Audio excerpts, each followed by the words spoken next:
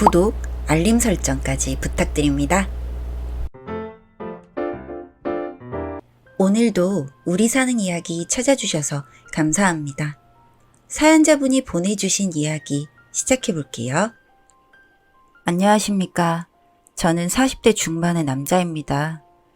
그냥 낡은 집을 자가로 구입해 보금자리를 꾸린 평범한 대한민국의 가장이라고 보면 되겠네요.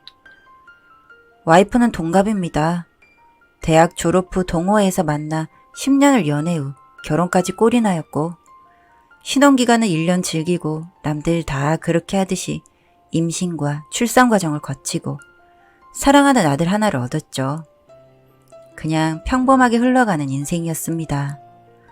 뛰일 듯이 기쁜 일도 생겼고 바닥을 칠 정도로 억울한 일도 생겼었죠. 남한테 나쁜 사람으로 남은 적도 있고 한없이 좋은 일을 한 적도 있습니다. 결혼 기념일에는 마트에서 썩 괜찮은 와인을 사서 동네 횟집에서 떠온 회와 함께 먹었고, 서로의 부모님들께 아들을 맡기고 둘만의 데이트를 하기도 했습니다. 아이는 무럭무럭 자랐고 어느 순간부터는 애정도 애정이지만 가족으로 바뀌어 서로가 더 애틋해졌던 것 같습니다. 그냥 그렇게 영화 속 사람 일과 같이 그렇게 평범한 가족으로 살고 있었죠. 그러다가 작년쯤부터 우리 부부 사이에 문제가 생기기 시작했습니다. 집에서 평범하게 수면 바지를 입고 아이를 보고 다니던 와이프가 갑자기 진한 화장을 하기 시작하더군요. 무슨 춤바람이 난 여자처럼 메이크업이 진했습니다. 스모키라는 화장이 유행할 때도 민낯을 유지하던 여자라 정말 무슨 일이 있어도 있구나 생각했던 것 같습니다. 생전 폰을 안 보던 사람인데 폰에 패턴도 걸려있고 어르고 달래봐도 알려주지 않더군요. 카톡 프사도 늘 단란하게 셋이 찍은 가족 사진이었는데 나랑은 간 적 없는 바닷가를 배경으로 덜렁 찍어놓은 사진으로 바뀌어 있었습니다. 낮에 전화를 하면 바뀌었습니다. 집에서 조용히 TV를 보고 유튜브나 보던 여자이고 외출을 해도 동네 백화점 문화센터나 가던 사람인데 아무래도 이상했죠. 하지만 와이프를 마지막으로 믿어보고 싶어서 모르는 척 눈을 감았습니다. 아내의 화장은 점점 짙어져 갔습니다. 어느 날인가 백화점 쇼핑백을 양손에 휘감고 들어왔는데 머리까지 내려오던 긴 머리가 쇼컷으로 달랑 잘려 있었습니다. 아니, 무슨 신경의 변화야? 긴 머리를 그렇게 상의도 없이 잘라? 내 맘이지. 무슨 연예인이 다닌다는 집이라서 가봤는데 몸 머리 자르는데 20만 원이나 받더라? 20만 원? 나도 이제 아등바등 사는 거 지겨워서 백화점에서 쇼핑도 해보고 비싼 머리도 받아보려고. 미쳤어? 응? 뭐래?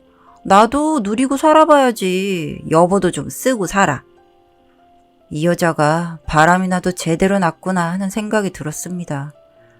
하지만 진짜 이것도 스쳐가는 바람이려니 싶어서 아들 얼굴을 보고 참고 또 참았습니다. 이 여자가 시집와서 일을 그만두면서 쌓인 게 많았겠구나 싶어서 이해를 하려고 했습니다. 점점 아내의 화장은 진해지고 향수 냄새도 강해졌지만 눈을 감고 코를 막고 그렇게 반년의 시간을 보냈습니다. 아내는 때 아닌 다이어트를 한다며 떼꾸해진 얼굴을 하고 저에게 갑자기 폭탄 선언을 했습니다. 나 이제 집안일은 하고 싶지 않아. 응? 집안일 하기 싫다고. 이제 도우미 부르라고. 우리 우영이도 많이 컸잖아. 혼자 여행도 다니고 그렇게 자유롭게 살고 싶어. 아니, 얘가 초등학교도 졸업을 안 했는데 무슨 소리야. 몰라. 나는 그렇게 살고 싶어. 아내는 고집스럽게 계속 주장을 했고 그 이상한 고집에 진 저는 오케이를 했습니다. 대학 졸업을 하고 나름대로 국내 굴지의 대기업에 취직을 해서 어느 정도 자리는 잡혀 있었기 때문에 아내가 꼭 필요하다고 하면 금전적으로 문제가 될 것은 없었기 때문입니다.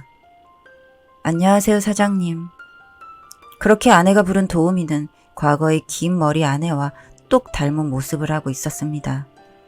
파마기 없는 긴 머리에 살짝 둥근 어깨, 쭉 뻗었지만 살집이 조금 있는 부드러운 몸매, 걸을 때는 은은하게 샴푸 향이 났는데 백화점 비싼 샴푸를 골라 사용하기 전에 아내가 쓰던 샴푸 향기였습니다. 인위적인 장미향이 났지만 참 향기로워서 그 향을 맡을 때마다 저는 샤워하는 아내를 떠올리곤 했었죠. 그렇게 과거의 아내와 닮은 도우미와 점점 화장이 짙어지고 말라만 가는 아내, 둘과의 동거가 시작되었습니다. 이제 초등학교 고학년이 되는 아들까지 도우미 이모가 엄마를 닮았다고 말할 정도였으니 정말 기묘한 모습이었죠. 하지만 그런 익숙한 모습 덕에 아이도 빠르게 도우미에게 적응을 했고 밥상도 예전처럼 푸짐하고 영양 만점의 반찬들로 채워졌습니다. 성장기인 아이에게는 다행이다 싶어서 그 유한 분위기에 도우미가 고마워졌습니다. 그렇게 분위기에 모두가 익숙해졌을 때쯤 불쑥 아내가 이야기를 했습니다. 다이어트를 하겠다며 집에서는 묽은 죽과 간식만을 주워 먹던 아내는 눈에 띄게 말라 있었습니다.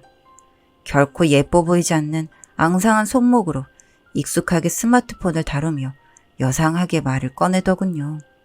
나 제주도 갈래. 어? 혼자 제주도에 갈 거라고. 요새 한 달 살기가 유행이라더라. 그렇게 가서 살아볼래. 아, 무슨 소리야, 애엄마가? 생각해보니까 나를 위해 살아본 적이 없더라고. 내가 가 있으면 주말에 자기랑 명빈이랑 영화라도 한 편 보던가. 명빈은 도우미의 이름입니다. 우리와 동갑이라서 어느 순간부터 편하게 이름을 부르고 있었죠. 아무리 친해도 외간 여자인데 데이트를 하라니 이 여자가 제정신인가 싶었지만 요새 아내의 행보는 다소 기이한 구석이 있어서 어르듯이 이야기를 했습니다. 한 달은 기니까 그럼 일주일만 다녀와. 내가 애는 잘 챙기고 있을 테니. 그래 그럼. 마음을 먹자 아내는 바로 훌쩍 제주도행 비행기에 몸을 실었습니다. 공항으로 배웅을 나가려고 했는데 한사코 거절하고 자기 몸만한 캐리어를 들고 그렇게 떠났죠. 일주일 다녀오는데 무슨 짐이 그렇게 많냐고 하니까 자기 살 빠진 거 안 보이냐고 내가 가서 인생샷을 남기고 올 거라며 희미하게 웃었습니다. 요새 통 표정이 없던 사람인데 그렇게 웃는 모습을 보니 좋아서 저도 따라 웃었던 기억이 납니다. 그리고 며칠 후 밤에 일이 벌어졌습니다. 퇴근 후 명빈이 술상을 봐줘 한잔하고 밤에 자고 있는데 제 침대로 한 여자가 들어오더군요. 익숙한 샴푸 향에 익숙한 감촉, 아내가 좋아하는 실크 가운이었습니다. 순간 비몽사몽한 느낌에 팔과 다리를 쓸었는데 제가 좋아하던 통통한 아내의 몸매가 그대로 느껴지더군요. 그리고 최근 뼈가 툭툭 튀어나올 정도로 마른 아내의 얼굴이 번개처럼 떠올랐습니다. 뭐야? 퇴근이 늦어진다는 명빈이 아내의 가운을 입고 촉촉한 머리를 하고 옆에 있더군요. 술기운과 맞물려 부드러운 미소와 몸매까지 예전의 아내의 모습을 떠올리게 하는 그 자태에 정신을 차릴 수가 없었습니다. 하지만 안 되는 것은 안 되는 것이니 정말 초인적인 인내력으로 그녀를 밀어냈던 것 같습니다. 희한하게도 그 다음날에 이런 일은 없었던 것처럼 명빈은 출근을 해 밥상을 차렸고 전화로 이야기하기는 어려운 문제라 저는 아내의 귀가를 기다렸습니다.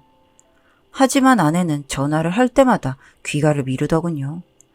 처음에 약속한 일주일의 시간이 지나고 아내가 처음에 제시한 한 달의 시간이 흘렀는데도 아내는 돌아오지 않았습니다.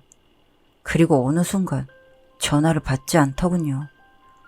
띄엄띄엄 돌아오는 콜백에 저는 명빈의 존재가 거슬려 미칠 노릇이었고 솔직히 조금만 더 지나면 설거지를 하고 있는 그녀와 함께할 것 같았습니다. 그래서 아내의 의견 없이 독단적으로 명빈에게 통보를 했습니다. 이제 그만 둬줘야겠어. 와이프가 오면 이야기하려고 했는데 영 오질 않으니 나도 명빈 씨랑 둘이 한 자리에 있는 게 마음이 편하지가 않네. 네? 와이프도 아무래도 이상하고 휴가 내고 제주에 와이프 찾으러 가려고 해. 월급은 줄 테니까 이제 그만 나와도 되겠다. 명빈은 한참을 우물쭈물 하더니 조용히 입을 떼더군요. 저 할 말이 있는데 그날 그런 거 내가 아니라 사모님이 시킨 거예요. 명빈의 말을 들어보니 기가 막혔습니다. 과거의 아내와 닮은 얼굴이 눈물에 젖기 시작했고 말해오는 이야기 하나하나 기가 막히지 않는 게 없더라고요. 원래 그녀와 와이프는 초면이 아니었다고 합니다. 아내가 다니고 있던 병원에서 만나게 되었고 본 직업은 간호사라고 하더군요. 처음 만났을 때 놀랍도록 닮은 모습이라 인사를 나누며 친해지게 되었다고 합니다. 단 아내는 그 병동에 찾아오는 말기암 환자였고 명빈은 간호사의 신분이었다는 것이죠. 아내는 저한테 병이 걸렸다는 이야기를 하고 싶지 않다고 말했다고 합니다. 이제야 잘 살아보려는 사람인데 마지막까지 그냥 우리 가족 행복한 모습만 보다가 가고 싶어. 그냥 사라지는 것처럼 없어지고 싶어. 병원에 올 때마다 커피 한 잔씩을 나눴다는 아내는 점점 병색을 가리기 위해 진한 화장을 했다고 합니다. 그리고 명빈의 모습을 보면서 나도 저랬는데 하고 한숨도 쉬고 했다고 하더군요. 그리고 어느 날 부탁이 있다며 이야기를 꺼냈다고 합니다. 우리 남편 진짜 좋은 사람이야. 너도 고아로 살면서 힘들었다며. 가족을 갖고 싶었다며. 우리 남편 꼬셔서 나 대신 좀 살아봐. 우리 아들도 너무 바르게 잘 자랐고 우리 남편도 나이치고 번듯하니 괜찮거든. 미쳤어? 아내는 마른 손으로 명빈의 손목을 꽉 잡고 눈물을 쏟으면서 그렇게 빌었다고 하더군요. 그 모습이 상상되어 저도 눈시울이 뜨거워졌습니다. 아내는 늘 저와 아들 이야기만 명빈에게 했다고 하고 명빈은 자기도 모르게 우리 가족에게 동경을 품었었다고 합니다. 그래서 터무니없는 일이라는 것을 알면서도 그 제안을 수락했고 간호사 일을 관두고 도우미로 저희 집에 출퇴근을 하게 된 것이죠. 그 사람은 어디 있는데? 명빈과 함께 차를 몰아 도착한 곳은 아름다운 제주가 아니었습니다. 시골 산만디에 처박힌 한 요양원이었죠. 마지막까지 마른 몸을 다이어트라며 숨겼던 제 아내는 거기에 누워서 숨만 쉬고 있더군요. 저와 아이에게 모조리 남겨주려 요양병원까지 싸구려로 골랐다고 합니다. 그렇게 거기에서 한 달은 안 되게 살았습니다. 휴가를 쓰고 병고안을 했는데 진통제에 취해 있는 아내는 하루에 정신을 차리는 시간이 30분도 되지 않았습니다. 아내를 껴안고 눈물을 흘리며 왜 속였냐고 그렇게 물어도 봤지만 돌아오는 대답은 없었고 고급 병원으로 옮기려고 해도 죽음을 목전에 둔 아내를 받아주는 곳은 없었습니다. 그렇게 허망하게 3주 만에 아내는 세상을 떠났습니다. 아내의 시신을 화장하고 명빈과 아들, 저는 제주로 갔습니다.